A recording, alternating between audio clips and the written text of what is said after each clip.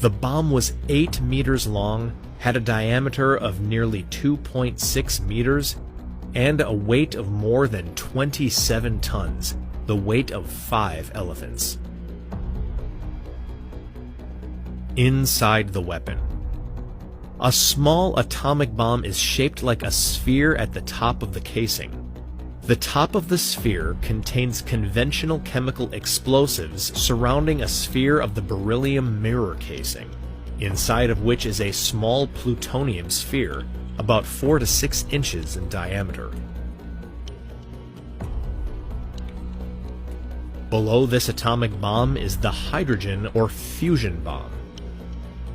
It consists of a cylinder made of uranium, the fuel for the fusion reaction, lithium deuteride. At the core of the cylinder sits a road of plutonium. The aircraft, piloted by Andrei Dernovtsev, took off from the Kola Peninsula.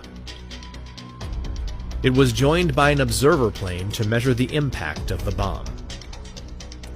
At approximately 11:32 a.m. Moscow time, Tsar Bomba was dropped over the Mityushika Bay test site on the deserted island of Novaya Zemlya. The bomb was equipped with a special parachute that would slow its fall, allowing the plane to fly a safe distance from the blast.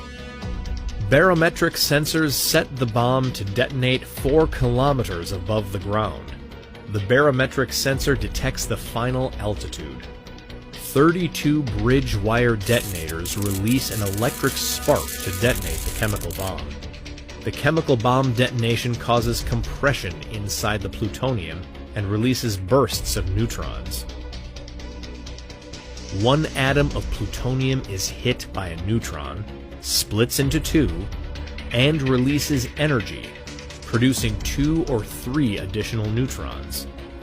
Each of these goes on to react or split other plutonium atoms, thus maintaining a chain reaction that produces a high level of heat, higher than even that at the center of our Sun, 100 million degrees Celsius. The center of the Sun is 15 million degrees Celsius. The temperature results in an atomic explosion. The fission explosion creates high-energy gamma rays and X-rays, which heat up the styrofoam and turns it into plasma. The heat and pressure of the plasma compress the fusion cylinder, causing the lithium deuteride to react. This compresses the fusion cylinder, causing the lithium deuteride to react and form helium and more neutrons.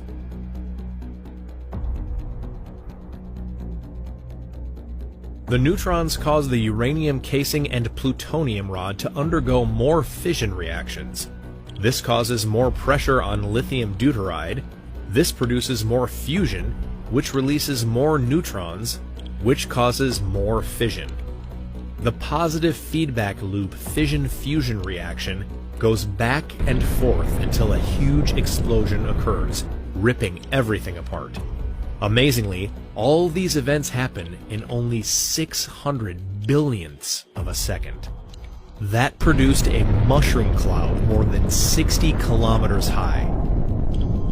The resulting damage was equally massive, and buildings more than 160 kilometers away were reportedly damaged. In addition, it was estimated that heat from the blast would have caused third-degree burns up to 100 kilometers distant. Despite its incredible destructive power, the Tsar Bomba was never actually used in combat.